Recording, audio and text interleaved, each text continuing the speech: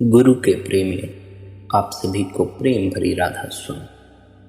प्रेम का रिश्ता एक ऐसा रिश्ता है जिसमें मांग नहीं होती, और जिस रिश्ते में मांग होती है उस रिश्ते में प्रेम नहीं होता। प्रेम स्वीकार करता है, मांग इनकार करती है। प्रेम में रंग रूप मेरी गरीबी जात पात नहीं तलाशी जाती। प्रेमी केवल प्रेम की ही तलाश करता है।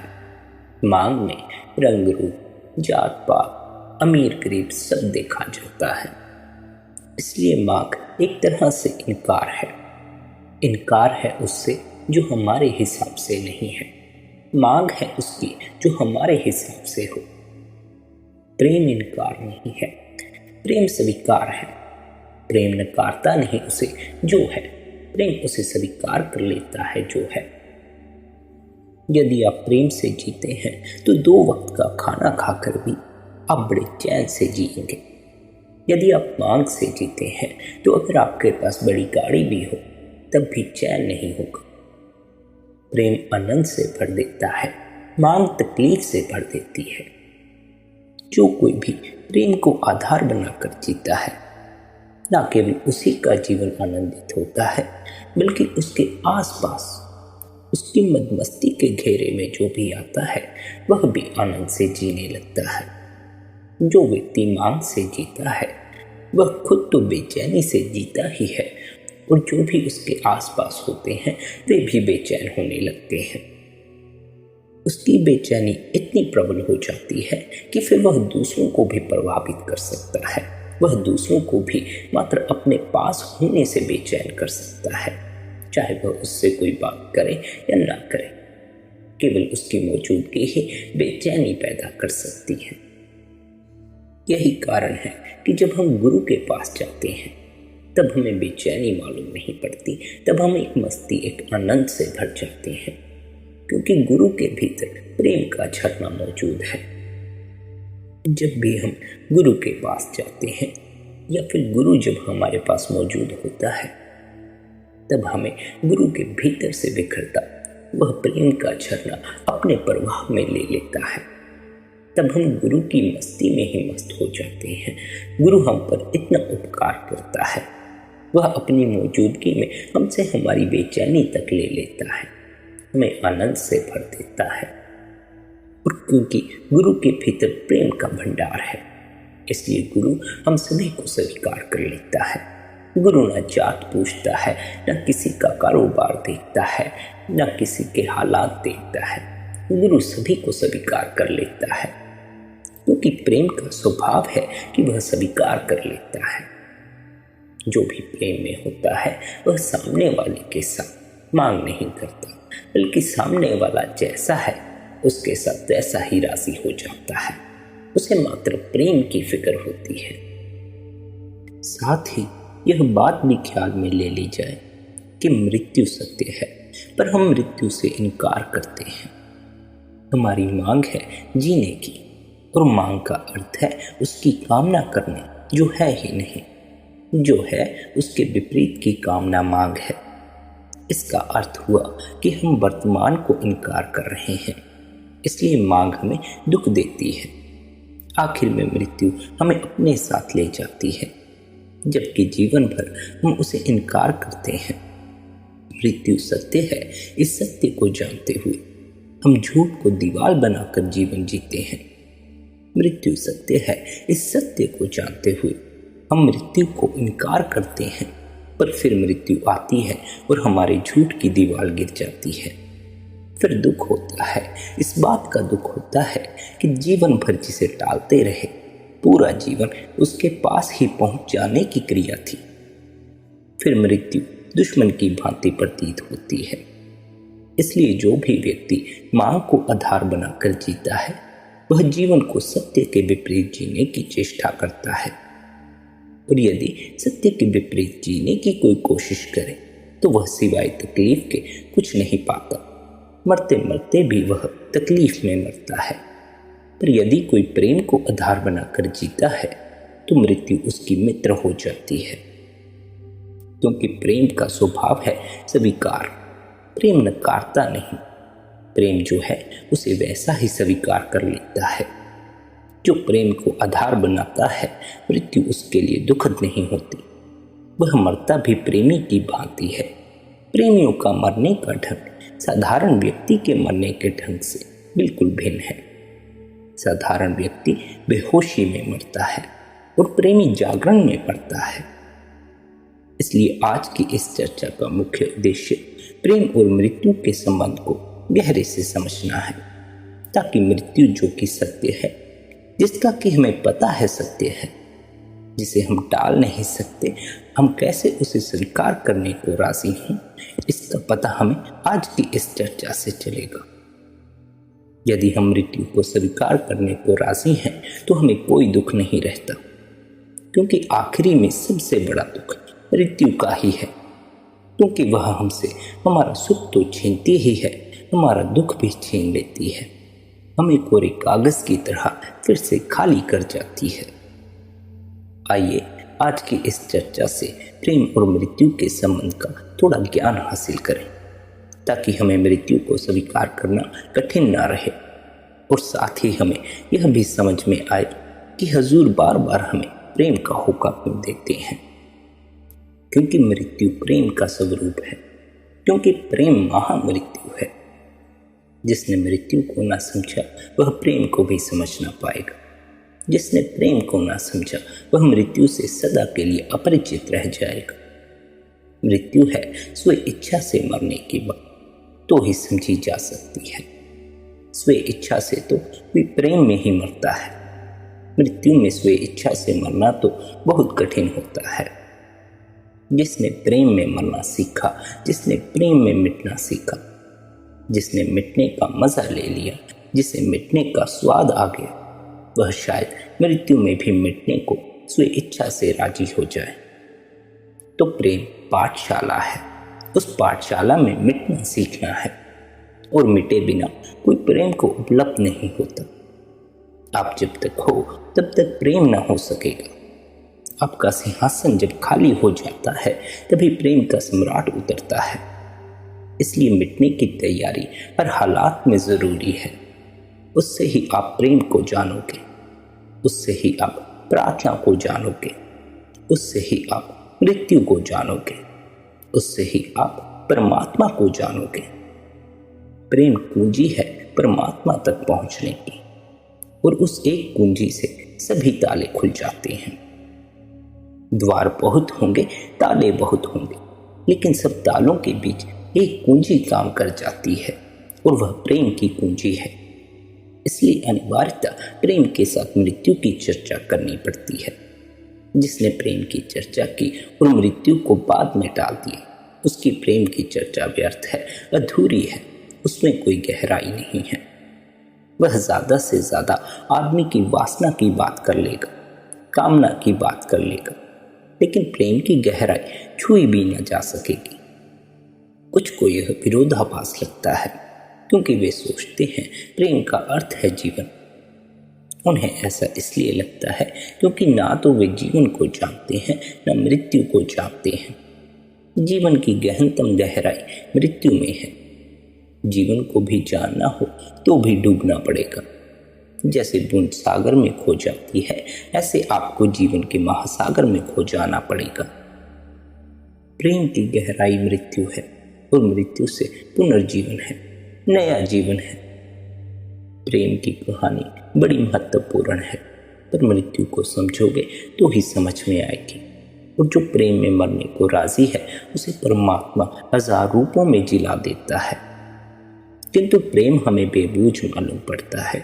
जो भी अस्तित्वगत है हमें बेबूझ मालूम पड़ता है। ध्यान, प्रेम अस्तित्वगत है, ये दोनों हमें बेबूझ मालूम पड़ते हैं। कारण क्या है? कारण है कि अस्तित्व रहस्य है, प्रेम रहस्य है। बेबूझ होना उसका स्वभाव है। बेबूझ होना कोई घटना नहीं है, कोई उलझन नहीं है जिसको आप सुलझा सकोगे। बेबूझ होना अस्तित्व का स्वभाव है, प्रेम का स्वभाव है। इस भेद को थोड़ा ठीक से समझ लो। मैंने मान लीजिए कोई कपड़े पहन रखे हैं, यह मेरा स्वभाव नहीं है। मैं दूसरे कपड़े पहन सकता हूँ, मैं चाहूं तो कपड़े ना भी पहनूं, मैं कपड़ों का त्याग कर सकता हूं। ऊपर की घटना है, संयोग है, स्वभाव नहीं है। पहना हूं तो ठीक, उतार दूं तो कोई कपड़े जबरदस्ती न कर सकेंगे कि हम उतरते नहीं। लेकिन फिर मेरी चमड़ी है, चमड़ी को उतारना बड़ा कठिन पड़ेगा, यद्यपि उतारी जा सकती है। संयोग वह भी है, थोड़ा गहरा संयोग है, लेकिन फिर भी संयोग है। चमड़ी भी खींची जा सकती है, उतारी जा सकती है। फिर उसके भीतर मैं हूं, उस मैं को तो मुझसे अलग नहीं किया जा सकता। कोई उपाय नहीं है, वह मेरा स्वभाव है। जो भी मुझसे अलग किया जा सके वह मेरा स्वभाव नहीं है, संयोग है। कोई संयोग बहुत गहरा होगा, कोई बहुत गहरा नहीं होगा, लेकिन सब संयोग तोड़े जा सकते हैं। नदी नाव संयोग हम कहते हैं। कोई अनिवार्य नहीं है कि नाव नदी में रहे, ऐसा भी अनिवार्य नहीं है कि नाव में नदी रहे ही या नाव नदी में रहे। कोई अनिवार्यता नहीं है। नाव को आप नदी से उठा लो तो कोई अड़चन नहीं है। नदी बिना नाव के हो सकती है, नाव बिना नदी के हो सकती है। संयोग ऊपरी है, लेकिन कुछ नदी का स्वभाव है, जैसे बहाव। नदी में बहाव ना हो तो तालाब हो जाएगा, नदी नहीं रहेगी फिर सड़ेगी। जिस नदी में बहाव ना रहा वह सागर की तरफ जाना बंद हो गई, वह उसका स्वभाव था। उसके बिना वह नदी ही ना रही। फिर आपको उसे कुछ और नाम देना पड़ेगा। सरोवर कहो, कुछ और कहो, नदी ना कह सकोगे, उसका बहाव ही खोगे।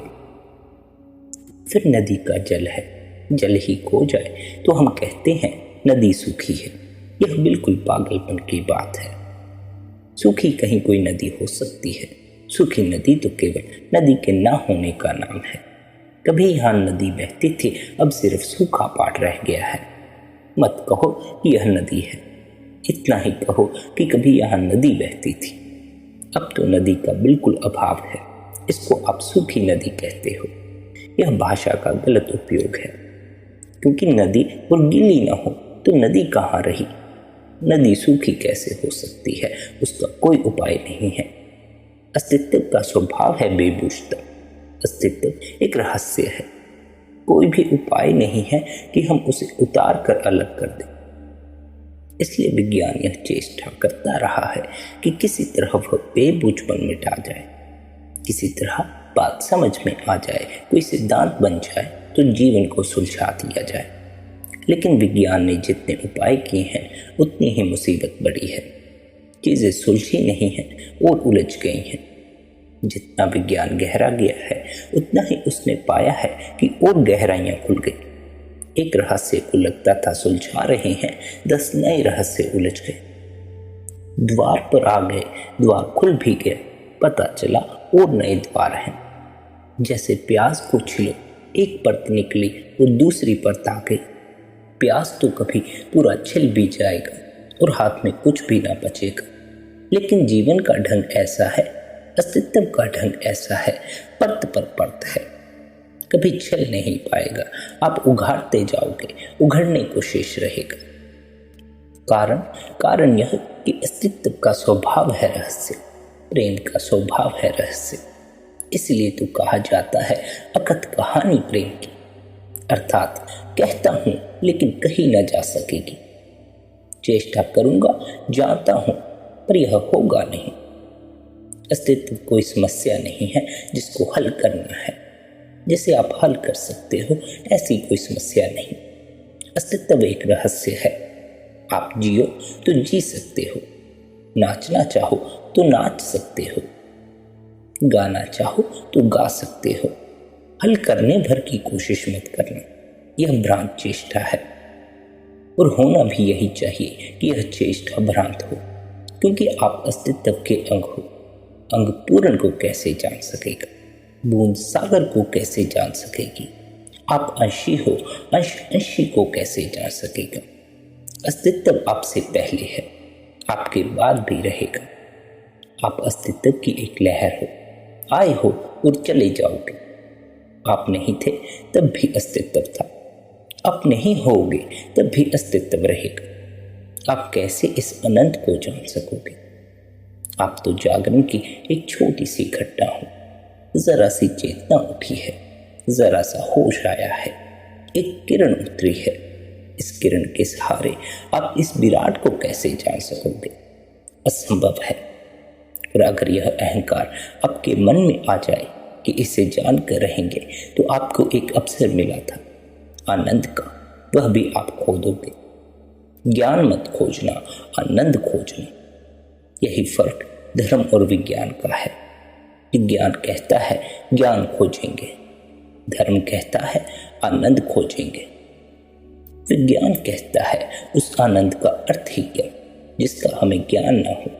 धर्म कहता है ज्ञान का क्या करोगे अगर उससे आनंद उपलब्ध ना हो। ज्ञान का ढेर लगा लो, कोई फायदा नहीं। ज्ञान के पहाड़ भी इकट्ठे हो जाएं, तो भी आनंद की एक बूंद उससे निचोड़ी नहीं जा सकती। ज्ञान का करोगे क्या? अगर आप गौर करोगे तो ज्ञान का खोजी भी कहेगा कि ज्ञान पाकर मैं आनंदित होऊंगा। तो धर्म कहता है जब आनंदित ही होना है तो इतने ऊहा-पोह की क्या जरूरत है। और ज्ञान कभी किसी को हुआ नहीं। हाँ, जो आनंद को उपलब्ध हो गए हैं उनका अज्ञान मिट गया है।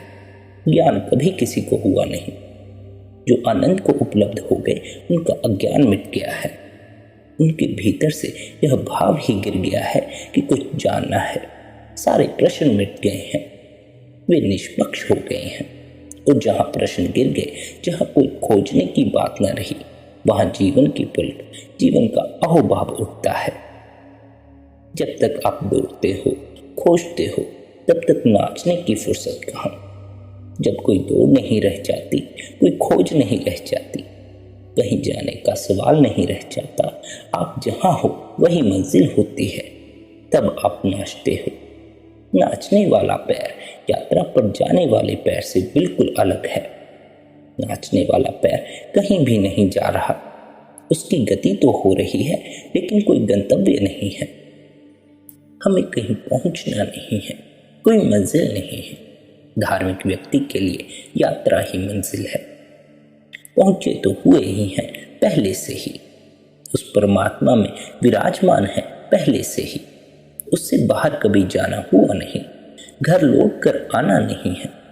घर के बाहर कभी गए ही नहीं हैं, क्योंकि घर के अतिरिक्त और कुछ है ही नहीं।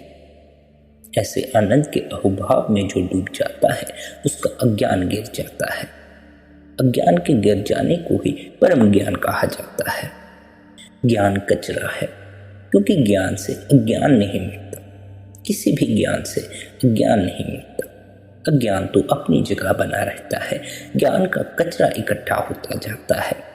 आप कितना ही जान लो, जब तक आपके जीवन में पुलक न आएगी, जब तक आपके जीवन में आनंद न आएगा, तब तक आपके जानने का कोई सार नहीं। धर्म कहता है नाचो, विज्ञान कहता है ज्ञान मिलेगा तो हम आनंदित होंगे। धर्म कहता है आनंदित होते ही ज्ञान मिल जाता है। इसलिए हमने परमात्मा की आखिरी व्याख्या में आनंद शब्द को रखा है। वह आखिरी है, आनंद के बाद फिर कुछ भी नहीं है। वह आखिरी आकाश है, आखिरी गंतव्य है और आखिरी प्रयोजन और नियति है। किंतु हम आनंद को उपलब्ध नहीं हो पाते। कारण कि हम जिसकी खोज कर रहे हैं वह हमारे भीतर ही छिपा है, किंतु हम उसे बाहर खोजते हैं। बाहर किसको खोज रहे हो? जिसको आप खोजने निकले हो उसको कभी खोया ही नहीं था, लेकिन उसे खोजने चल पड़े हो। वह जिससे आप प्रार्थनाएं करते फिरते हो वह आप ही के भीतर बैठा है। उसे बाहर कहाँ खोजते फिरते हो? अपने भीतर की तरफ प्रार्थना करना सीखो। कहाँ जा रहे हो उसे खोजने? किस दिशा में उसे खोजने जा रहे हो और किस लिए जा रहे हो? कहीं ऐसा ना हो कि जिसे आप खोजते हो वह आपके भीतर ही बैठा हो, किंतु आप कभी इस बात पर गौर नहीं करते। आप अपने भीतर की तरफ उसे खोज कर नहीं देखते। आप बाहर ही बाहर परमात्मा को खोजते हो। वह रब, वह परमात्मा आपके भीतर है। आप कहाँ जंगल जंगल भटकते हो? आप किसे खोजते हो? खोज ही व्यर्थ है। खोज करने वाले में जिसकी खोज चल रही है वह छिपा बैठा है। जैसे बीज में वृक्ष है, ऐसे व्यक्ति में परमात्मा है। इसलिए आप कितना ही खोजो, परमात्मा को बाहर से कभी ना पा सकोगे।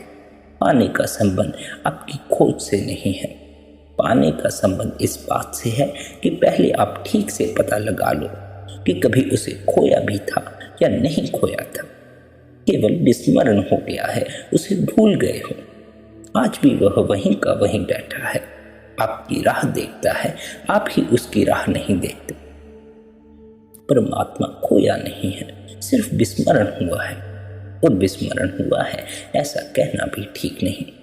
आपका मन कहीं वो इतना व्यस्त हो गया है कि आपको परमात्मा की सूझ भूल गई है। बस इतना भर फर्क है। आपका मन इतना उलझ गया है कि अब आपको परमात्मा भी विस्मरण हो चुका है, याद ही ना रही उसकी। बहुत बार ऐसा होता है, जब आप बहुत जल्दी में होते हो तब देर होने लगती है। ट्रेन पकड़नी है, चाबी नहीं जाती ताले में। रोज चली जाती थी, आज नहीं जाएगी। आज आप कांप रहे हो, आज आप भागे हुए हो। असल में आप यहाँ हो ही नहीं। आप आधे स्टेशन की तरफ जा चुके हो। बटन लगाते हो, नीचे की बटन ऊपर लग जाती है। कभी ऐसा नहीं होता था, और आज देर में और देर हुई चली जाती है। आप यहाँ हो ही नहीं, आपका मन कहीं और व्यस्त हो गया है। परमात्मा को कोई कभी खोया नहीं है, केवल उसका मन इतना व्यस्त हो गया है कि उसे परमात्मा विस्मरण हो गया है। धन है, पद है, प्रतिष्ठा है, इसकी दौड़ इतनी हो गई है कि आपको चैन नहीं कि आप थोड़ी देर बैठकर देख पाओ कि आपकी भीतर की संपदा क्या है। और इसके पीछे असल कारण क्या है? असल कारण है हमारी मांग। हमारी मांग इतनी बढ़ चुकी है कि हम उसकी पूर्ति में ही अपना पूरा जीवन बर्बाद कर देते हैं। फिर भी मांग अधूरी की अधूरी रह जाती है, पर हम अपना पूरा जीवन उसे पूरा करने में लगे रहते हैं। जितनी मांग बढ़ती चली जाती है, उतना ही जीवन व्यस्त होता चला जाता है, उतना ही मन उलझता चला जाता है। फिर अनेक तरह के विचारों की तरफ ख्याल जाता है, किंतु परमात्मा की तरफ ख्याल नहीं जाता। फिर हम सुबह शाम परमात्मा को याद करके सोचते हैं कि हमने तो बड़ा पुण्य का काम कर लिया, हम तो बड़े परमात्मा के प्रेमी हैं, हमसे बड़ा भक्त परमात्मा का कोई नहीं हो सकता। नहीं, मामला इतना आसान नहीं है। संसारिक वस्तु हासिल करने के लिए भी हमें जी जान लगा देनी पड़ती है। फिर जो विराट है, जिसने इस संसार की रचना की हुई है, जिसका हमारे पास कोई पता नहीं, जिसका हमें कोई रंग रूप पता नहीं, उसे हासिल करना कितना कठिन होगा। उसे हासिल करने में तो हमें अपने पूरे प्राण उड़ेल देने होंगे, किंतु हम परमात्मा के प्रति अपने पूरे प्राण न्यौछावर नहीं कर सकते। कारण यह कि अभी हमें गाड़ियों का शौक है, अभी हमें भोगों की लत लगी हुई है, अभी अनेक प्रकार के स्वाद हमारी जुबान पर लगे हुए हैं, और यह सब हमारी मांग के कारण ही हमारे भीतर घर किए बैठे हैं। हम जानते भी हैं यदि हम परमात्मा की तरफ चले जाएंगे तो यह सब हमसे छूट जाएगा, किंतु हम इन्हें छोड़ना ही नहीं चाहते। हम इनके ऐसे आदी हुए पड़े हैं कि अब हमसे यह छोड़े नहीं छूटते। अब तो ऐसा हो गया है कि मानो ये इच्छाएं, ये वासनाएं ही हमारा जीवन हो गई हैं। हम इनके बगैर नहीं जी सकते, ऐसे हमारे हालात हो गए हैं। इसलिए हम अपने प्राणों को परमात्मा के लिए समर्पित करने से घबराते हैं। जैसे जैसे हमारी मांग बढ़ती जाती है, हमारे भीतर अनेक प्रकार के बुरे विचार भी घर कर जाते हैं, हमारे भीतर वासनाएं भी घर कर जाती हैं, हमारे भीतर भोग भी घर कर जाते हैं, हमारे भीतर लालच घर कर जाता है, घृणा घर कर जाती है। यदि हमें कोई महंगी गाड़ी चाहिए तो हमारे भीतर लालच भी उतना ही बड़ा होना चाहिए। जितना बड़ा हमारे भीतर लालच होगा, उतना ही हम उसे हासिल करने का श्रम कर सकते हैं। यदि भीतर लालच ना हो तो हम इतना श्रम नहीं करते। हम आनंद से ही जी रहे हैं, हम फिर आनंद नहीं जीते हैं। यह दौड़ शुरू होती है लालच के कारण। इसलिए मांग को त्याग देना ही बेहतर रहता है, क्योंकि यह हमारे भीतर अनेक प्रकार के विकार इकट्ठा कर देती है। यदि किसी को संसार में विकसित होना हो तो उसे इन सब की आवश्यकता पड़ती है। यदि किसी को परमात्मा की तरफ विकसित होना हो तब उसे लालच, अहंकार, घृणा इन सभी का त्याग कर देना पड़ता है, क्योंकि इस रास्ते का सारा रहस्य जिज्ञासु को यह स्मरण कराना है कि आखिर में मृत्यु मांग भी छीन लेती है। आखिर में जो आपके पास बचता है वह केवल परमात्मा है। यदि किसी जिज्ञासु को परमात्मा को हासिल करना हो तब उसे प्रेम को अपने जीवन का आधार बनाना चाहिए। उसे अपने भीतर प्रेम का बीज बोना चाहिए। जैसे जैसे हमारे भीतर प्रेम का बीज वृक्ष बनने लगता है, वैसे वैसे हमारे भीतर से वासनाएं निकलती जाती हैं, विकार निकलते जाते हैं, लोभ, घृणा निकलती जाती है। फिर हमारे भीतर प्रेम ही घर कर जाता है। वो प्रेम इतने आनंद, इतनी मस्ती से भरा है कि यदि एक बार हमारे भीतर प्रेम का झरना फूट जाए तो फिर हमें किसी और वस्तु की आवश्यकता नहीं रह जाती, किसी और चीज की कोई आवश्यकता नहीं रह जाती। प्रेम मात्र पर्याप्त है हमें आनंदित करने के लिए। प्रेम पर्याप्त है हमें परमात्मा से मिलाने के लिए। प्रेम परमात्मा की ही झलक है, छोटी झलक है लेकिन असरदार झलक है। जो इस झलक को देख लेता है उसे भरोसा हो जाता है परमात्मा पर। जिसे प्रेम की झलक मिल जाती है उसे पता लग जाता है कि खोजना किसे है, हासिल करना किसे है, किस आनंद की तलाश करनी है, किस मस्ती की तलाश करनी है।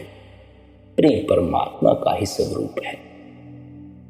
जिस प्रकार प्रेम में डूबा हुआ व्यक्ति प्रेमी का अन्याय तक सहने को राजी हो जाता है, वैसे ही प्रेम में डूबा हुआ साधक मृत्यु को स्वीकार करने को राजी हो जाता है। फिर वह मृत्यु को इनकार नहीं करता, वह इस अस्तित्व को इनकार नहीं करता, वह अपनी मांग को बीच में नहीं लाता। जो है, जैसा है, वह उसे पूर्ण हृदय से स्वीकार करता है और उसे मालिक की रजा मानकर मालिक की भाने में रहता है। प्रेम ही हमें मालिक की रजा, मालिक के भाने में रहने की ताकत बख्शता है।